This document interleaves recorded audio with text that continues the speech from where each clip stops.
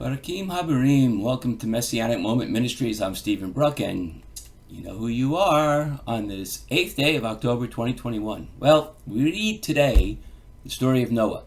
Now, Noah was the only righteous man in a world of violence, and God, seeing that the world needed a reboot, had Noah, his wife, sons, and daughters-in-law all surviving the flood that God was to send to destroy all life on earth, except the fish, of course, by having them build an ark and taking a representative of each of the animals. Of the clean animals, there were 7 pairs, male and female, and of the unclean, only 1 pair. Now, we all know about the 40 days of rain until the earth was completely covered, the 150 days of floating around, and then finally the waters begin to recede, and eventually, after more than a year, Noah and his family come to ground on Mount Ararat and left the ark, setting free the animals. Noah sacrifices to God, and God makes a covenant never again to destroy the earth by flood, placing a rainbow in the sky as a reminder of the covenant.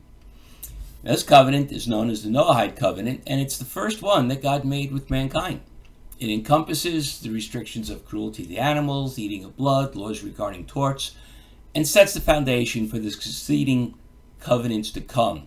Now, time out. Remember this very important fact about the covenants God made with us. They have always been complementary, not exclusionary, meaning that each succeeding covenant, the Abrahamic, the Mosaic, the Davidic, and lastly, the New Covenant, all have included and built upon the previous covenants.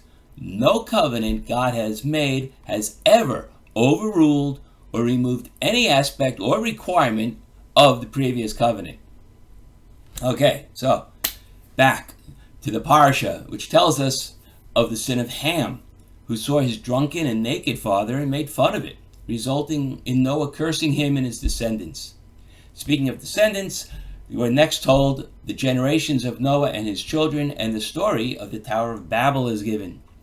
This Parashah ends taking us through these generations after Noah until we come to Abram, settling in the Chaldees. Now, as I was going through my Chumash, there was a commentary when I came to the part where Noah gets drunk and Ham sees him lying passed out on the floor, showing the family jewels to everyone. The commentary states that most children's versions of the Bible leave this out, assuming it is, well, too adult for the children to have to hear. But the commentary says it should not be excluded because of the valuable lesson it teaches, and that lesson is children must respect their parents, and that means even when their parents do something foolish or make mistakes, the children should be respectful and not make fun of them. The example in my Chumash was regarding parents who cannot speak the language as well as their children. I think it used that example because this Chumash dates back to the early 20th century when many immigrants were still coming into the country and having language issues. Maybe in modern times we could use the example of seniors having trouble with computer skills.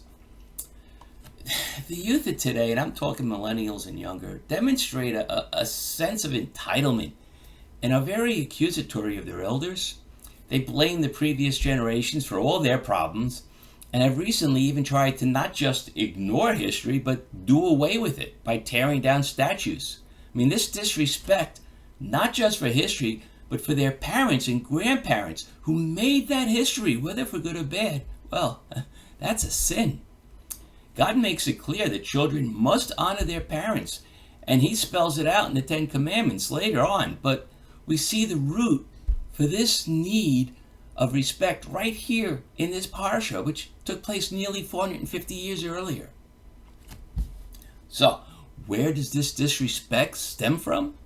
Well, if you ask me, it stems from the parents, many of whom in the last 2 or 3 generations have been more concerned with being their children's friend than being their parent.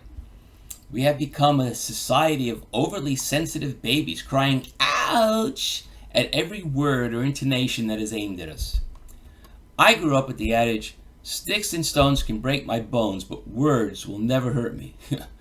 Today, it's more like, Sticks and stones can break my bones, but words can be a felony. Words can hurt, no doubt about it. But the significant difference between when I grew up and today is that I was toughened up to ignore the words that are hurtful.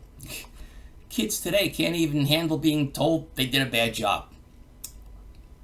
I had been a mentor for people learning how to be docents, which is a guide, at a popular zoo. And when I told some of them that they needed to get better at answering questions, well, they actually cried. And guess who got in trouble for that? Yeah, I did. For pointing out what they did wrong in order to make them better at what they wanted to do, I was wrong. Imagine that. No, I didn't yell. I didn't say nasty things or insult them. I simply asked them why they didn't listen to what I told them to do and that they needed to get better to learn the facts about the animals. Now, this was a number of years ago, but from what I see in the world, it hasn't gotten any better. We are a society of wimps, and that is why America is spiraling down, no longer able to brag about our can-do attitude, because what it is today is more of a you have to do it for me attitude. And if you ask me, it all begins with a lack of respect for our parents, which was fostered by parents being afraid to punish and control their children. Hey, as a parent, your first and most important responsibility is to provide the basic needs for your children: food, water, shelter, and, of course, love. Next, you should make sure that they are self-sufficient, and this is where many parents have failed. Children can't even be alone. I see parents picking up their children from school in nice neighborhoods when they live less than a quarter of a mile away. Hey, let the kid walk it. And if you're afraid of predators, teach the kids to walk in groups and how to avoid the predators. I mean, the disrespect Ham showed to his father was unjustified, and the cause was in Ham. But in my opinion today, the cause of this disrespect is from the way that parents coddle and dote on their kids. The example a parent who dotes and coddles their child makes is one of weakness and fear of rejection. Kids pick up on that.